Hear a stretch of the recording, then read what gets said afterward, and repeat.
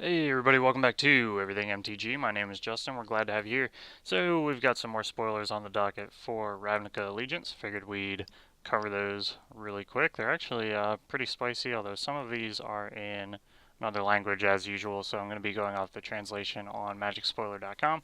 You guys can check that out in the link I'll put in the comments below if you guys want to read it for yourselves, or maybe if you speak this other language you can help us translate a little bit better. Anyways, we're going to start out with Zerta Goblin, 1 red, 1 green for a 2/2 Goblin Berserker with Riot. Not bad. So a 3/3 for 2 is actually pretty good, or a 2/2 for 2 with haste. I mean, doesn't get much better than that. The only problem is it's red and green, but if you're playing Gruul, you should definitely have these colors, so no big deal. Smothering Tithe is 3 and 1 white for an enchantment. Whenever an opponent draws a card, that player may pay 2 colorless. If the player doesn't, you create a colorless treasure artifact token with tap, sacrifice this artifact, add 1 mana of any color. So this is basically Rhystic Study, but instead of paying 1, they have to pay 2. Instead of drawing a card, you get to ramp a little bit, which is excellent in white. White has always needed more ways to ramp, and this is a great way to do it. It doesn't even give you colorless ramp, it gives you color filled ramp. So I think this is really, really good, and it's whenever an opponent draws a card, not plays a spell like Rhystic Study. If you're playing in a 4-person commander game, 3 people going around the table are drawing at least 1 card, and you know you always got that guy in your group that's playing a bunch of draw card spells, or maybe they're even playing Rhystic Study, and that's going to trigger every single time this goes off. And paying 2 is a pretty steep tax, so I think this is absolutely an amazing include for white. We have a green enchantment. Nobody has covered the name on this yet because it's in Chinese or Korean or something like that. So it is 3 and 1 green for an enchantment. Whenever a non-token creature enters the battlefield under your control, if it doesn't have the same name as a creature you control or a creature card in your graveyard, draw a card. So this is basically guaranteed card draw in Commander. I'm not sure how this is going to play out in Standard, but card draw, much like the white and ramping for the last card, card draw in green has always been a bit of an issue, so this is an excellent include for green to guarantee some card draw, especially if you're playing creatures. And let's be honest, if you're playing green, you're playing creatures. Up next, we have Rampage of the Clans, 3 and 1 green for an instant. Destroy all artifacts and enchantments. For each permanent destroyed this way, its controller creates a 3/3 green centaur creature token. So this actually isn't that bad. It's very similar to Vandal Blast, except it's in green. It's also at instant speed, which is pretty great. The only unfortunate thing is giving everybody a 3/3 green centaur, but if you have another card in your hand, Blasphemous Act or whatever, that you're about to wipe the board with anyways, you can really take care of literally the entire board. Although this will also affect your own board, so you could end up giving yourself some 3/3 centaur creature tokens as well. So it's not necessarily a one-sided wipe and your opponents get all the good stuff. Decent card. We have Frilled Mystic, 2 blue and 2 green for a 3/2 elf lizard wizard.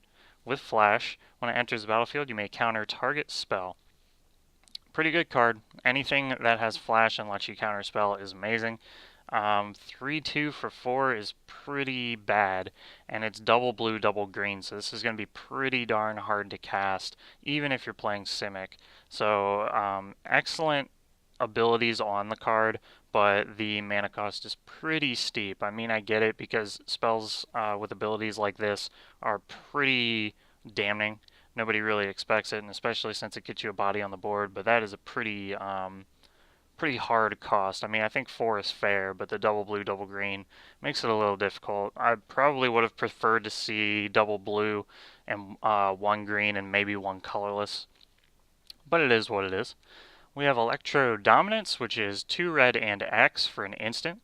Electro Dominance deals X damage to any target. You may cast a card with converted mana cost X or less from your hand without paying its mana cost.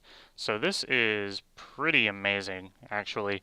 Being able to deal X damage to any target. It doesn't stipulate something specific like creature. It's kind of like, what's that card? Banefire, except it can be countered. Banefire is uncounterable if you pay 5 or more. But this is at instant speed, whereas Banefire is not. And then being able to drop a card for X CMC or less, depending on how much you paid for this, is absolutely insane. I mean, You could drop like a Niv Mizzet off this thing, hit somebody for 6, Niv Mizzet on the battlefield, the new one, that is. And, I mean, that would be insane. So this card's pretty darn good, in my opinion. We have Smelt Ward Ignace, which is 1 red and 1 for a 2/1 elemental. You can pay 2 and a red to sacrifice it, gain control of target creature with power 3 or less until end of turn, untap it, it gains haste until end of turn, activate this ability only anytime you could cast a sorcery. So this is your typical red treasonous act, I think that's what it's called, effect. It's not bad. A 2/1 for 2 is okay, and then with this activated ability, it's not terrible. For the power 3 or less, I'm not sure how much I agree on that. I mean, you're not going to get too much value out of that unless there's some lower drop creatures, which I'm sure there are, that have some special effects that you can take advantage of. So it's decent. We have Blade Juggler, which is 4 and 1 black for a 3/2 human rogue. It has Spectacle for 2 and 1 black. So if you manage to get this on Spectacle, a 3/2 for 3 isn't too terrible. When it enters the battlefield, it deals 1 damage to you, and you draw a card. Drawing a card, 3 most powerful words in Magic, taking 1 damage. It's a black card. We all expect that to happen. So 3/2 for 3, taking a damage and drawing a card is actually not very bad. If you can't play this with Spectacle, I don't think it's that great of a card, but if you're playing around a Spectacle deck and you're not activating it for its Spectacle cost, you're probably doing it wrong. So I think the card's pretty good. Bankrupt in Blood is 1 black and 1 for sorcery. As an additional cost to cast this spell, sacrifice 2 creatures, draw 3 cards. So I don't like this card. And the only reason I don't like this card is because there's another card in Standard right now, Costly Plunder, where you sacrifice, and this is at instant speed, you pay 2, I believe, sacrifice a creature, and then sacrifice 1 creature and draw 2 cards. So at instant speed, for the same mana cost, you sacrifice 1 less creature and you draw 1 less card. That seems much better in my opinion. The hinging factor there is the instant speed. Otherwise, it would basically be the same card, and I would say this card is fine. Instant makes it all the difference. So until that Costly Plunder falls out of Standard, this card is just basically not going to see any play. Our next card here is in Spanish, I think. So let me look up the translation here. The name is still in Spanish. It's Ripmodo dos Selvagens. 1 green, 1 red, and 1 for an enchantment. Creature spells you control can't be countered, and non-creature tokens, or sorry, non-token, non-creature tokens, non-token creatures you control have riot. So for green, this is simply amazing. The funny thing too is this is at uncommon. It's a very, very good card, especially in limited and things like that. And in uncommon, it's crazy. I mean, you're not necessarily guaranteed to pull this, but it's a pretty darn good chance. Creature spells not being able to be countered is an amazing effect for Commander, especially in green when you're playing big stompies. You definitely don't want to get those counters. And having them have Riot so you can have those big stompies that can't be countered come in with haste is utterly ridiculous. So they were really on point with this card. Really nice inclusion. Biogenic Upgrade is 4 and 2 green for a sorcery. Distribute 3 1/1 counters among 1, 2, or 3 target creatures, then double the number of 1/1 counters on each of those creatures. So this card, much like pretty good of other green and blue cards in this set, it's gonna end up going straight into an Atraxa EDH deck because for Atraxa this is utterly ridiculous. I'm not sure how good it's gonna be in Standard because 6 is a pretty high price, but you're basically getting 6 power out of it, so you're paying 1 mana for each power that you're putting on 1, 2, or 3 creatures. This could be crazy with something like Carnage Tyrant. I mean, 6 counters on Carnage Tyrant would be, absolutely ridiculous. So that's pretty sweet. Decent card. We have Quench, which is 1 blue and 1 for an instant counter target spell unless its controller pays 2. This is literally Spell Pierce, but for creatures. 1 mana more expensive, but I think it's undoubtedly going to see play. Everybody loves Spell Pierce. It's super annoying, and this is just basically the same thing. It's a functional reprint of another card. I can't, like Mind Static or something like that. I can't remember the exact name, but it's basically a functional reprint. Titanic Brawl is 1 green and 1 for an instant. This spell costs 1 colorless less to cast if it targets a creature you control with a 1/1 counter on it, which is very likely if you're playing Simic. This is in green. Target creature you control fights target creature you don't control. Not quite as good as Rabid Bite, because Rabid Bite just deals the damage straight up. You don't have to worry about your creature dying. But this is at instant speed. Then again, I believe Rabid Bite is as well. Maybe not. Can't quite remember. But if you're playing around the +1/+1 mechanic like Simic really wants you to do, this shouldn't be too bad. And at instant speed, it's pretty good. And it could end up costing you 1 green if you have 1/1 counters on your creatures. So very effective. Burning Tree Vandal is 2 and 1 red for a 2/1 human rogue with Riot, of course. Whenever a Burning Tree Vandal attacks, you may discard a card. If you do, draw a card. So not bad at all. I mean, if you want, you're almost guaranteed to get this off with the Riot effect, so you can loot a little bit, which in red is always a very nice effect. I think this will probably end up seeing standard play. I'm not sure in what kind of decks, probably just red aggro or maybe even Boros. So good card for that.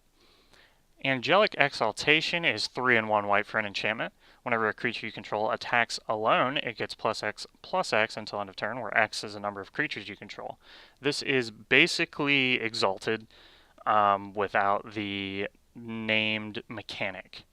For Exalted, it's a mechanic that comes on certain cards and also on one land, I believe, and it gives, if you attack with only one creature, it gives it +1/+1 for each instance of Exalted that you have on the battlefield. So it's basically this. It might even be a little bit better because it's due to the number of creatures you have, so you don't have to worry about that keyword Exalted. So this is pretty decent card. Definitely for Boros, I could see it with like Aurelia or something stupid. Pretty good. Grasping Thrall is 3, a white and a black for a 3/3 Thrall with flying. When it enters the battlefield, deals 2 damage to each opponent and you gain 2 life. This is kind of like Siege Rhino except with flying, so I don't think it's that bad. 3/3 for 5 with flying, it's kind of questionable, but dealing 2 damage to each opponent and gaining 2 life, not too bad. In Standard, I'm not sure, but in Commander, yeah, you got 3 opponents, and I'm sure there's better things, but it could see play there. Humongous is 4 and a blue for a 2/5 homunculus with hexproof. So this and this is at common level, so this is undoubtedly going to see play in Pauper whenever it rotates back around on Magic the Gathering Arena. So many people are making fun of this name, Humongous, and it's funny because in the art, the homunculus doesn't look very big. The best thing about this card, other than being a pauper playable card, is the flavor text. Searching the city for Fibblethip felt like sifting the rain for a single drop of blood. So everybody loves Fibblethip, and bringing this guy into it. I mean, who knows who he is? Maybe he's his brother. Maybe he's his BFF. Whatever. But it's just nice to have callbacks to that card. So that's pretty great. Verity Circle is 2 and 1 blue for an enchantment. Whenever a creature an opponent controls becomes tapped, if it isn't being declared as an attacker, you may draw a card. You can pay 4 and 1 blue to tap target creature without flying. This is a very good card, especially with Imara decks running around. And in blue, I mean, it's your typical draw effect. So I think this is really, really good. If you play this in Commander and you're playing something that lets you tap down a lot of creatures, you're going to be drawing a lot of cards. So I think this is pretty excellent.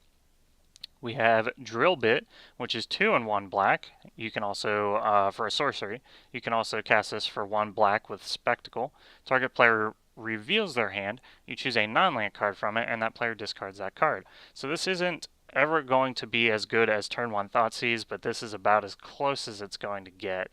Unless somebody plays a 1-drop with Riot, which I'm not quite sure exists, and hits somebody else, then you would be able to play this, but it's at sorcery speed, so it wouldn't matter anyways. The best you'll get is a turn 2 Drill Bit or Thoughtseize, which actually still isn't that bad because it grabs literally anything except for a land. So I think this is a pretty excellent include here. And our final card for today is Nikia of the Old Road. This is 3 a red and a green for a 5/5 Centaur Druid. This is in a different language here, so I'll read the translation. You can't cast non-creature spells. Every time you tap a land for mana, add 1 mana of a type that land produced.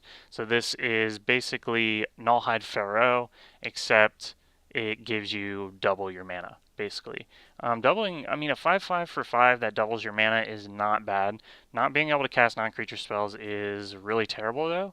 And unlike Nullhide Pharaoh, this doesn't have the added effect of being able to pay 2 colorless mana to turn that ability off. So I think it could be very hard to play with this card, although it is in Gruul colors, and Gruul's only playing in green, a little bit of pump, maybe some ramp, or things like removal, rabid bite, and maybe even that new one that's coming out.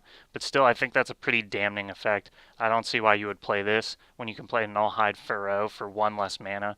It has 6 power and toughness instead of 5, and you can turn that damning ability off. The only difference is that this thing doubles your mana, so you can blow a bunch of creatures out of your hand, but then when you're left with those non-creature spells, you have no way of getting rid of this card. You couldn't even kill it yourself if you wanted to, unless you have a sacrifice effect on the field, which you could because they printed Birthing Pod on a creature, although I think that's in Simic, so you'd end up having to play 3 colors. So I'm not too keen on this card, although it is a very interesting effect. Anyways, that's going to be it for the spoilers today, guys. I appreciate you guys keeping up with the spoilers with me. Definitely some spicy things coming out. This set is looking better and better. Can't wait to get a hold of my box. Pre-release, I think, is going to be excellent. Let me know what you guys are going to play at pre-release down in the comments below if you guys already know what you're going to play. I don't know necessarily what I would play. Orzhov's looking pretty spicy. Gruul even is looking pretty good. Simic I actually isn't that bad. I mean, there's so many good options. Anyways, guys, if you enjoyed the content, throw a like out there. Subscribe if you want to see similar content, especially Magic the Gathering Arena. I've been on a bender on that game for a while. Share with your friends if you know any Magic the Gathering enthusiasts like myself and yourself that might enjoy that content. And other than that, guys, we'll see you next time right here on Everything MTG. Peace.